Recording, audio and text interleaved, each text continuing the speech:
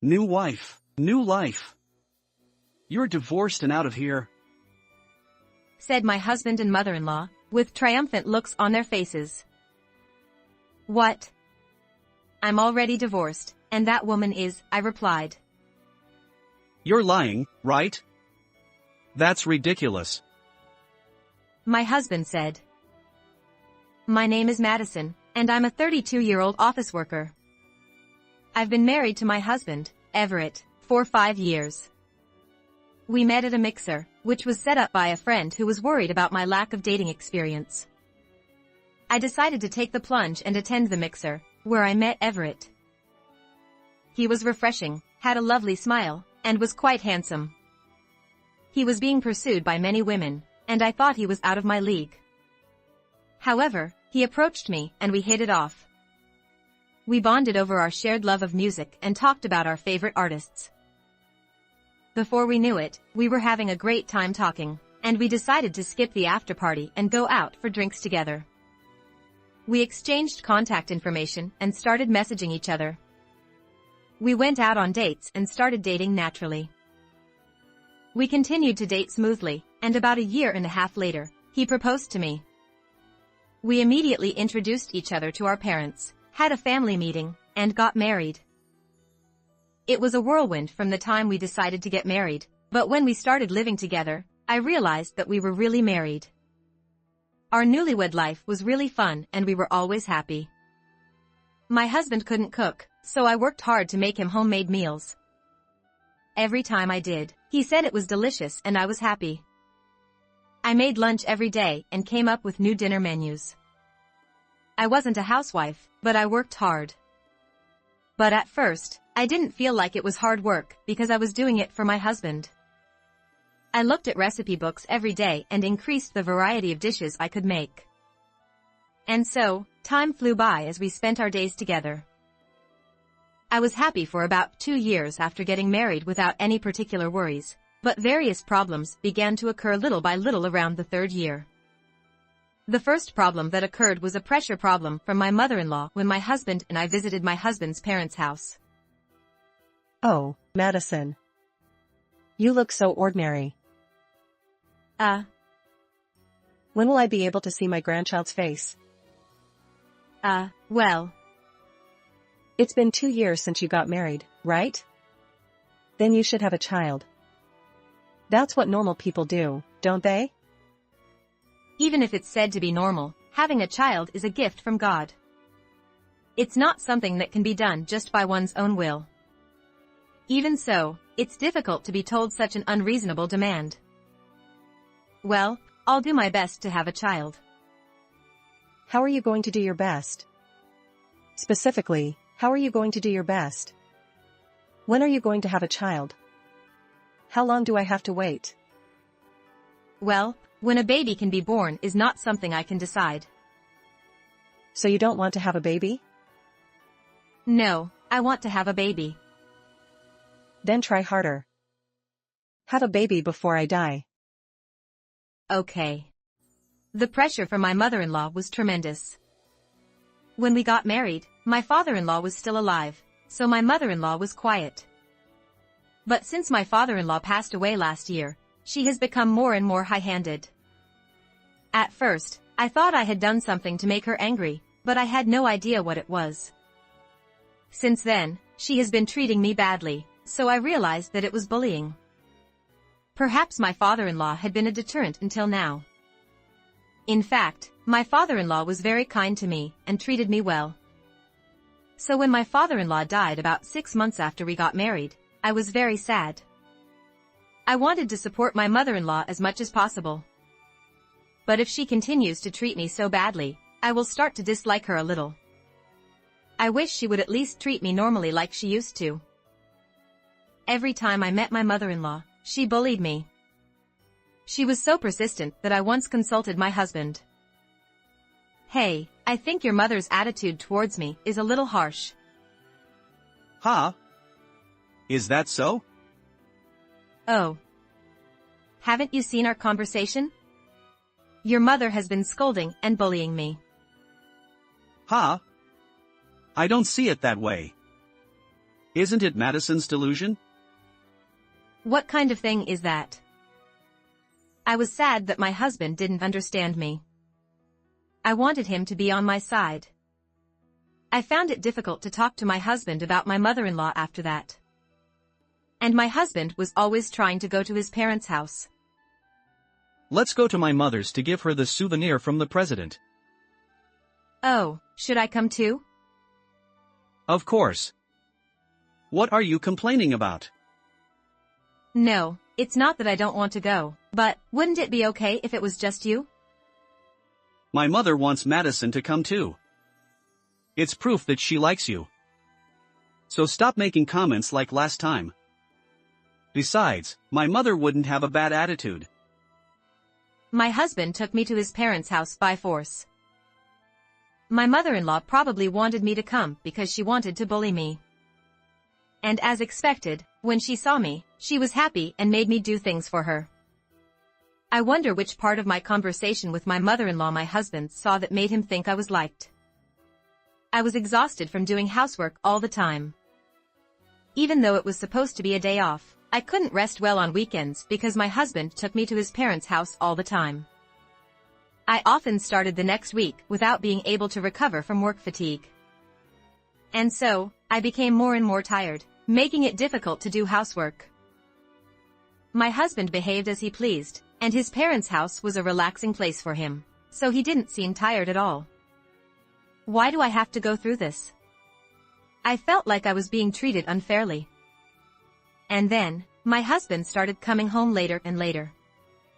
Although I sometimes came home late due to overtime, my husband was even later. And when he came home, he always smelled of alcohol, which meant he had gone drinking, not just worked overtime. I had prepared dinner and was waiting for him, but he didn't come home for a long time without any contact and came home after drinking. Every time he did that, I felt both lonely and angry. I wish he would at least contact me.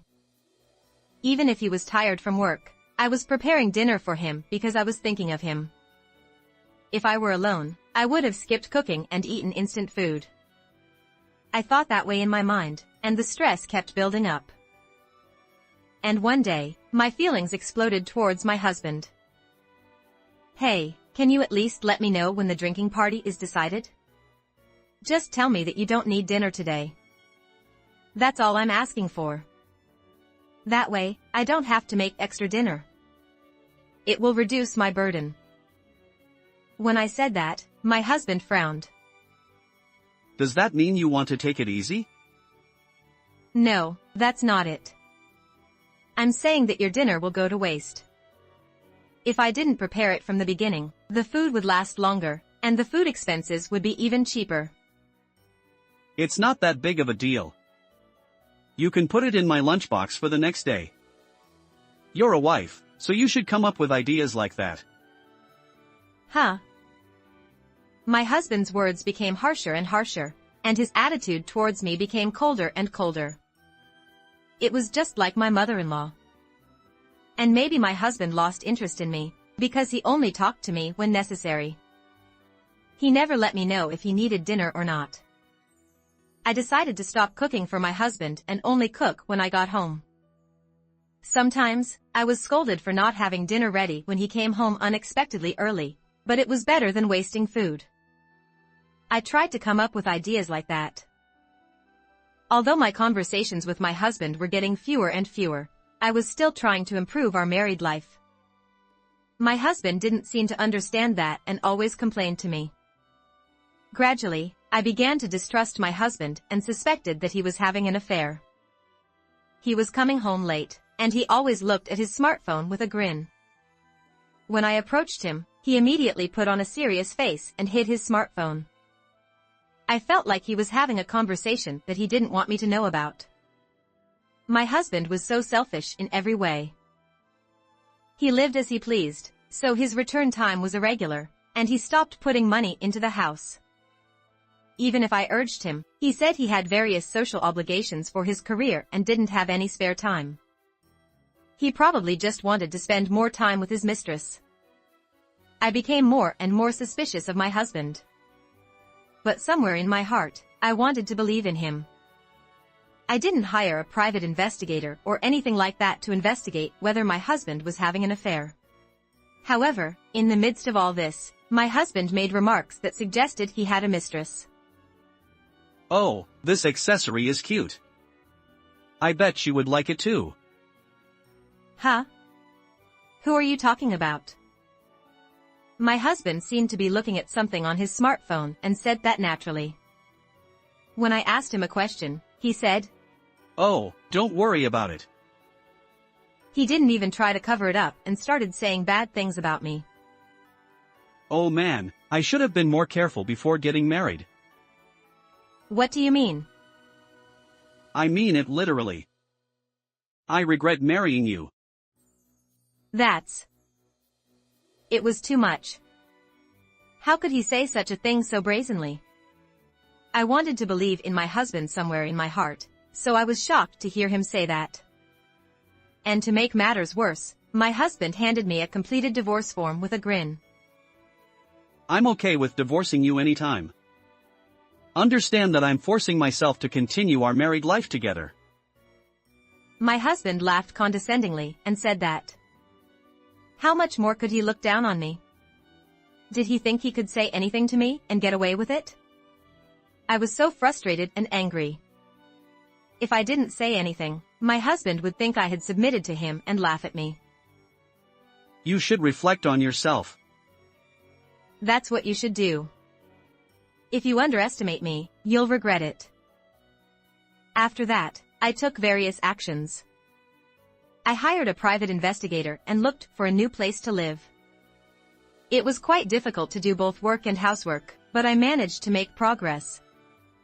I also learned some interesting things during that time. I think I can end my relationship with my husband now. In the meantime, one day, my husband suddenly told me to go to his parents' house. I honestly didn't want to see my mother-in-law's face anymore, but my husband was persistent, so I went. And he said there was something important to talk about. What do you want to talk about? Don't worry, it's a surprise. My husband grinned and said that. What could it be? Finally, when we arrived at his parents' house, my mother-in-law greeted me with a grin. I felt disgusted as I entered their house. Then I saw a young woman in the living room. Are you surprised? Her name is Samantha and she's my new wife.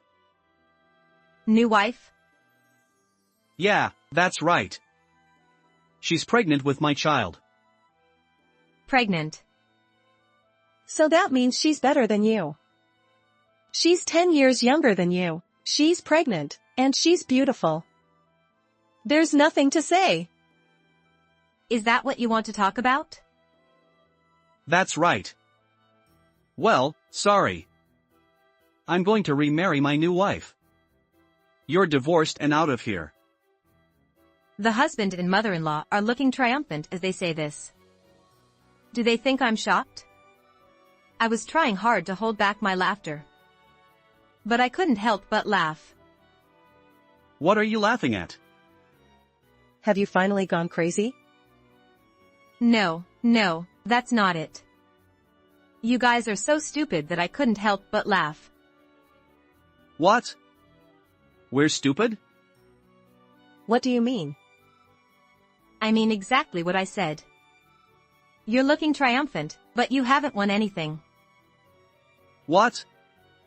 I get it. You're just being a sore loser? I see. That's what it is. You're in shock because you're getting divorced? The husband and mother-in-law laugh at this. The mistress is also laughing triumphantly. But I calmly retorted. Huh? I'm already divorced, and that woman is. Huh. When I told them the truth, the two of them were speechless. What? That's a lie. That's ridiculous. It's impossible for Samantha to have another man. Don't make things up. The husband's face turned red as he said this. You don't have to believe me. But maybe you should get a DNA test. You might just be being used for your convenience. I was so strong that my husband was trembling. And the mistress's smile disappeared and her face twisted. After that, I showed them a certain photo. It was the result of a private detective's investigation. You said you were having an affair earlier, so you might not need this photo. But you might need it. It was a photo of the mistress entering a hotel with a man other than my husband. And there were several people, all with different men. When the husband and mother-in-law saw the photos, they turned red and scolded the mistress. Hey! What the hell is going on? Why are you with men other than Everett? And all of them are involved with you, right? Wait! But the child in my belly is Everett's. How can we believe that? We're going to do a DNA test. No! The mistress was pale. Well then, I'm going home. You'll pay me compensation properly. And we'll communicate through lawyers. Wait, Madison! I'm the victim here. Don't say such scary things like compensation. That's right. I'm the only victim here. The fact that you had an affair won't disappear no matter who the father of the child in this woman's belly is. And as I said earlier, we're already divorced, so we're strangers. Thanks for giving me the completed divorce form. Well then, goodbye. My husband and mother-in-law slumped on the spot. The mistress didn't expect it to turn into such a mess and was frozen with a pale face. I left my in-laws' house thinking that they got what they deserved. Afterwards, I claimed compensation from my ex-husband and his mistress through a lawyer. I sent a registered letter to their workplace, so the fact of their affair became known to my ex-husband's colleagues, and it became a big problem. My ex-husband had always acted like a loving husband and was respected by his colleagues. Therefore, the fact of his affair damaged him more than I had imagined. He was scorned by those around him, and his boss stopped giving him work altogether. He was relegated, his salary decreased, and he worked hard every day to pay the compensation. Moreover, it turned out that the child of his mistress was not his, and they broke up. My ex-mother-in-law was so shocked that she fell ill. Well, they brought it on themselves, so there's no sympathy for them. On the other hand, I moved to an apartment for singles and am enjoying a comfortable single life. The compensation is paid properly every month, and I'm doing well at work, so my salary is increasing. I'm going to focus on work for a while and increase my assets. Then, I plan to semi-retire in the future and live a leisurely life. How was this story? Please subscribe to the channel. See you in the next video.